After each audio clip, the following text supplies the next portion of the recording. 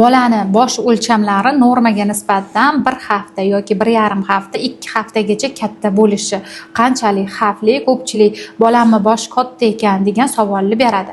Agar bolamizning boshini ichki strukturalari normada bo'ladigan bo'lsa, yon qorinchalar kengaymagan bo'lsa, ortiqcha suyuqliklar bo'lmasa, bolani boshining konfiguratsiyasini, ichki tuzilishi normada bo'lib, 1-2 haftaga katta bo'lishi bu norma hisoblanadi. Bu xavfli hisoblanmaydi.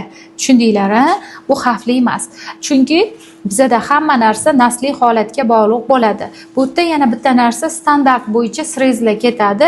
Bizda bolalarimizning boshchasini o'lchami apparatlarda headlock bo'yicha olinadi.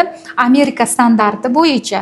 O'sha uchun bizda bu yerda O'zbekiston standartiga, bosh tuzilishiga, irqimizga ozginagina kattaroq berishi mumkin. Bu norma, qo'rqinchli joyi yo'q. Agar 2 haftadan katta bo'lib ketsa, demak, qo'rqsak bo'ladi, nimadir izlab ko'rsak bo'ladi.